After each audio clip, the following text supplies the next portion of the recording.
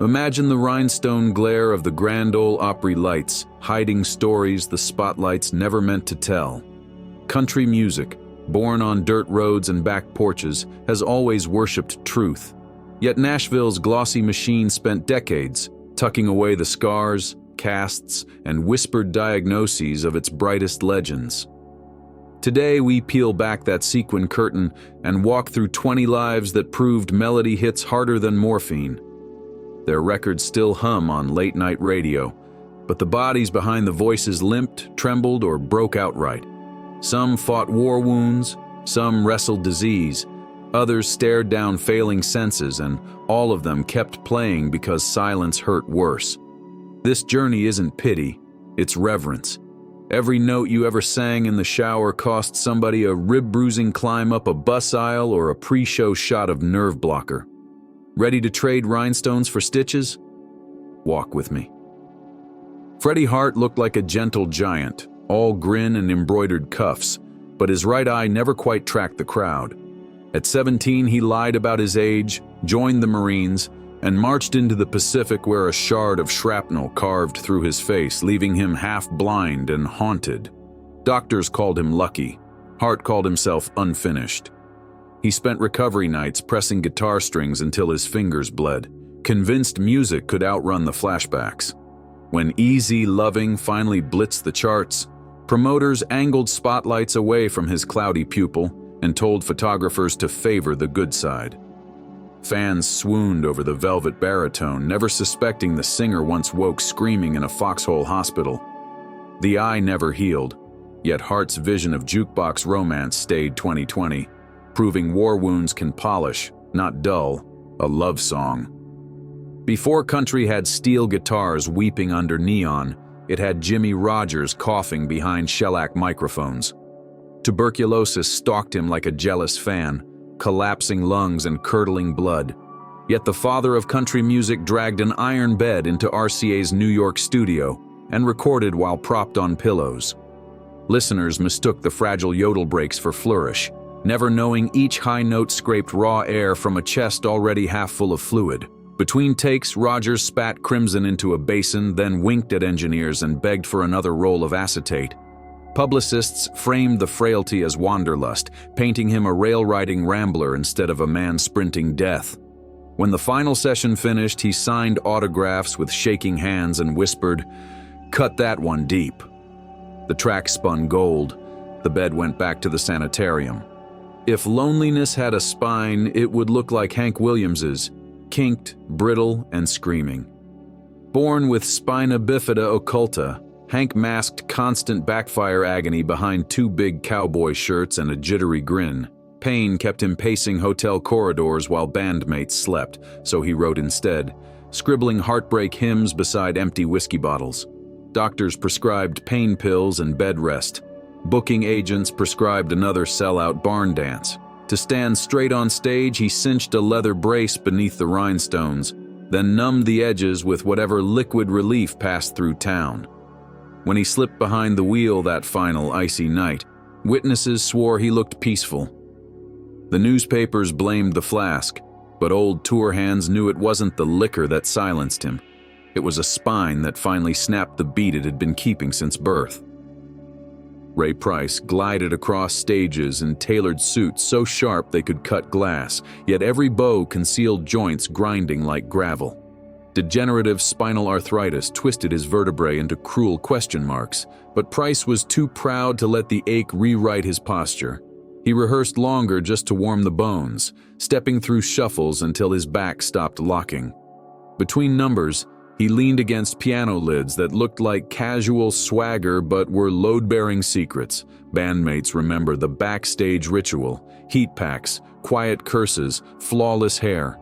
Then he'd stroll out and deliver for the good times with honeyed grace, convincing packed arenas comfort was everlasting.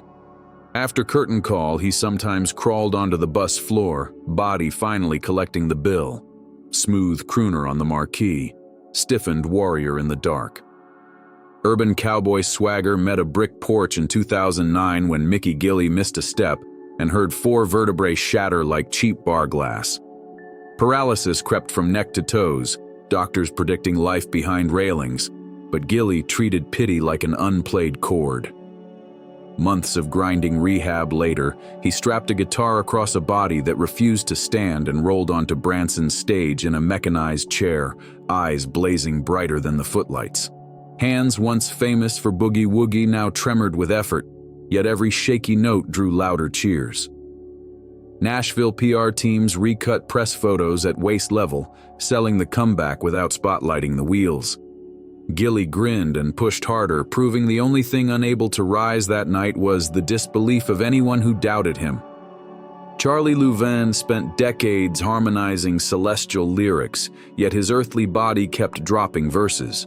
Diabetes claimed a toe first, warping his balance during Opry encores. Later came the whispered diagnosis of pancreatic cancer, a ruthless editor threatening to cut the story mid-song. Instead of retreating, Louvin booked extra studio hours, joking that chemo chairs made great rehearsal stools. He taped gauze over the surgical port, slid a mandolin strap across the bandage, and crooned cash on the barrelhead like rent was due. Fans thought the new rasp was artistic choice. Only the nurse in the wings knew it was fatigue clawing at his diaphragm. His final album dropped weeks before the funeral, liner notes thanking Payne for keeping the harmonies honest. Faron Young dazzled the 50s honky-tonk circuit with satire-laced smile and a voice that could toast or torch a dance hall, yet backstage spirits tangled dark. Alcohol soothed restless nerves, but depression kept insisting on a harder encore. Industry buddies chalked mood swings up to creative temperament, never suspecting the gulf widening inside him. He invested in property, mentored newcomers, cracked jokes about everything, except the weight in his chest. On a gray December morning in 1996, Young locked the door, left an apologetic note, and chose a final exit that silenced the laughter forever. The headlines focused on the farewell. Longtime listeners replayed "Hello Walls" and finally heard the grin crack. Nashville still debates whether stepping in sooner could have saved a legend who joked himself right off the stage. Johnny Cash wore black for the beaten down, but under the fabric his own nerves flickered like frayed wires. Autonomic neuropathy set every limb on fire, turning simple walks into tightrope acts, while decades of chemical self-medication left organs muttering revolt. Still, the man in black treated pain as another prison to walk out of.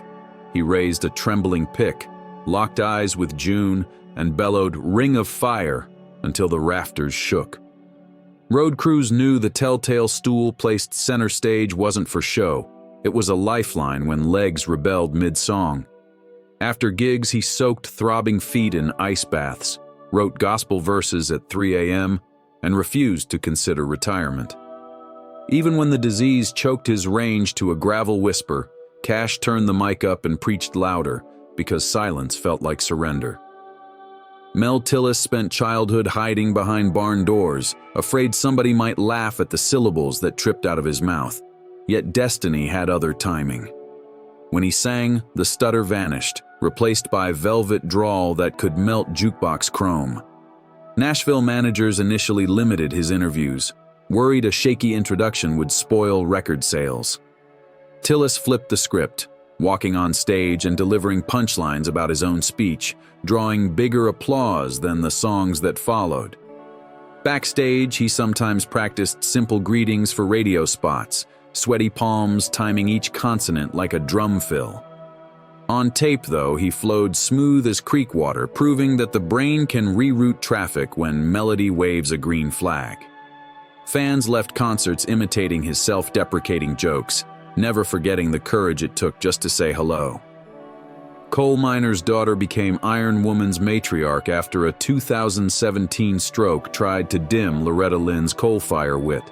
One side of her body mutinied, hip bones cracked in a tumble months later, and critics prepared their tributes. Lynn answered by converting her living room into a studio, recording vocals from a wheelchair draped in vintage fringe. Nurses doubled as background singers when breath ran thin. She FaceTimed producers, demanded louder fiddles, and refused pity. When the album dropped, Listeners marveled at the lilt still curling syllables like smoke above a holler. The stroke stole stride but sharpened storytelling, each line now edged with mortality. Loretta waved from her porch, microphone in lap. Living proof a mountain woman can survive both poverty and paralysis without ceding the final chorus. 2 years before the plane crash that froze her legend, Patsy Cline's '61 car wreck sprayed glass across Route 522 and almost erased her smile. Broken hip, mangled wrist, lacerated forehead. Doctors expected silence. Cline negotiated early discharge, propped herself on crutches, and limped back into the studio, discovering the injuries forced deeper diaphragm control. The new, darker resonance fluttered across Crazy, forever redefining Torch songs. TV directors framed tight shots to hide the swelling scar, while wardrobe stitched strategic sequins over bandaged ribs. Fans saw glamour. Patsy felt every bone shift against metal pins with each sustained high note. She laughed anyway, telling reporters that speed bumps were for amateurs. Fate had other plans later, but for a brief, glittering moment, pain upgraded her range instead of ending it. When Glenn Campbell stepped to the mic in 2011 and told the world he had Alzheimer's, the confession felt like a final encore. Instead, he booked a farewell tour that doubled as medical experiment, testing whether guitars could short-circuit memory loss. Some nights he nailed every lick. Others he forgot set lists mid-riff, turning to teleprompters glowing at his feet. Crowds cheered louder for the fumbles than the perfection, witnessing art outrun erosion in real time. Backstage, his wife labeled dresser drawers, but on stage, muscle memory dragged chords from some locked vault doctors couldn't map. The documentary cameras rolled, capturing both brilliance and confusion, and Campbell grinned through it all, proving melody can moonlight as brain glue, at least long enough to say goodbye on his own terms. Tammy Wynette crowned herself First Lady of Country while quietly running a pharmacy's worth of painkillers through her bloodstream. Chronic infections, hysterectomies, and mystery abdominal agony sent her under the surgeon's knife more than 30 times, each incision a fresh verse in a private lament. Doctors installed medical pumps like aftermarket parts. Tabloids whispered she liked the buzz more than the relief. Whatever the motive, Wynette climbed hospital stairs to recording booths wearing compression wraps beneath glitter gowns, belting, "Stand by your man," even when standing felt impossible. Her final TV appearances showed a slimmer silhouette and a smile stretched a little too tight, but the vibrato remained bulletproof. If heartache sells records, hers came wholesale, but Tammy proved ownership of pain can pay platinum. Long before Roy Acuff was dubbed King of Country Music, a childhood baseball accident mangled his hand and a bout of sunstroke collapsed his athletic dreams. The injury fused fingers into crooked branches, unfit for fiddle according to every doctor, so Acuff changed the rules of grip. He angled bow and strings in bizarre geometry that produced a lonely quaver nobody could replicate. Television cameramen avoided wide shots of the twisted digits, focusing on his expressive face while the damaged hand summoned hymns that filled Madison Square Garden. Later, arthritis layered extra insult, yet Acuff shuffled onto the Opry stage with a cane, lifted the battered instrument, and made a wooden box sob. He taught generations that a broken tool in the right hands can still carve mountains. Chet Atkins's fingers moved so fast critics suspected trick photography until the 90s when focal dystonia ambushed his right hand, seizing muscles and scattering pick patterns like dropped marbles. Instead of retiring, Atkins re-engineered his entire technique, swapping thumb and two-finger cascades for hybrid picking that felt like writing with the wrong hand. He practiced in secret, relearning scales at half speed, cursing softly whenever a rogue twitch muted a string. Months later, he walked on stage, flashed his trademark half-smile, and delivered flawless runs that left guitarists in the front row tearing up set lists. Reporters asked about the miracle. Atkins shrugged, saying the hand just wanted a new challenge. Sometimes the instrument chooses the lesson, and the master listens. Boxcar Willie sold America on the romance of railways, but chronic lymphocytic leukemia hit him like a midnight switchyard collision. He announced the diagnosis from the Grand Ole Opry stage, tipping his engineer's cap before promising fans the show was rolling on schedule. Treatments drained energy faster than any whistle stop, yet he insisted on matinee and evening sets, joking that chemotherapy chairs were just fancy passenger seats. Stage managers moved monitors closer as hearing faded and placed stools behind him in case legs buckled mid-chorus. When breath shortened, he simply shortened the songs, letting the crowd sing the final refrains. The disease might have hijacked his blood, but the rails in his heart kept clacking until the last caboose disappeared beyond the spotlight. Everyone knew Grandpa Jones for banjo licks and vaudeville drawl, yet a late 90s stroke garbled the syllables that once fired joke after joke. Doctors predicted silence. Jones countered by relearning punchlines like nursery rhymes, tapping rhythm on a tabletop to coax stubborn neurons awake. He swapped rapid patter for slower wisdom, seasoning anecdotes with pauses that somehow landed harder laughs. Friends noticed he leaned on his banjo more, feeling vibration guide words, his tongue sometimes lost. When he shuffled into the Opry one final winter night, speech slurred but eyes blazing, nobody cared about perfect diction. They cared that the old picker still swung the beat. The stroke stole clarity but not cadence. Grandpa left this world mid-riff, exactly on tempo. Porter Wagoner suits blazed with rhinestones bright enough to blind front rows, a clever distraction from the shadows gathering in his lungs. Diagnosed with advanced cancer, he rejected quiet convalescence, opting for a recording schedule that would exhaust singers half his age. Oxygen tanks waited just off camera during music video shoots. He'd finish a verse, step sideways, sip air, then strut back in like nothing happened. Friends begged him to rest. Wagoner replied that a spotlight was easier to carry than regret. When doctors finally grounded him, he negotiated one more Opry appearance, shuffling on stage thinner than a guitar pick, yet flashing that mischievous grin. 3 weeks later, the rhinestones went dark, but the echo of that final cheer still rings in the rafters. Marty Robbins lived two lives, country crooner and adrenaline junkie. Severe heart disease kept trying to evict him from both. After a massive attack in '69, surgeons cracked his chest open for a bypass. Robbins thanked them, then entered a NASCAR race months later, claiming the roar of engines was good cardiac therapy. He suffered repeat attacks, collected more bypass scars than gold records, yet still sprinted on stage when the announcer called his name. Crew members joked the monitors were there to track tempo, not pulse. Robbins would wink, launch into El Paso, and hit high notes surgeons swore the rebuilt heart couldn't fuel. When the final attack came, he'd already written songs predicting the moment, framing mortality as just another Western showdown. Kitty Wells shattered radio glass ceilings with a single question. It wasn't God who made honky-tonk angels. Yet one ear never heard the applause.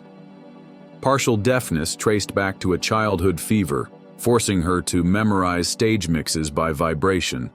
She performed with amplifiers angled toward the good side, counting drummer cues by watching shoulder movements. When stereo recordings arrived, she auditioned takes through feel, palm resting lightly on the speaker cabinet to judge balance. Wells toured into her 80s, occasionally missing a modulation because crowd roar masked subtle key shifts, but she would just smile, pick up the correct note, and keep rolling. The audience called it style. Only the band knew it was grit wrapped in gingham, refusing to let one muted channel silence a career. Payne wrote half the country canon, but Nashville wrote the press releases, sanding edges smooth for public consumption. Now, when you spin these classics, you can feel the tremor beneath the twang, the IV drip behind the velvet curtain. Remember the veterans who dragged broken limbs across plywood stages, the poets who bartered breath for half a chorus, the queens who sang above the hiss of machines. If their stories move you, share one memory below, then pass this video along. Legends live longest when the truth sings back up for the next dream.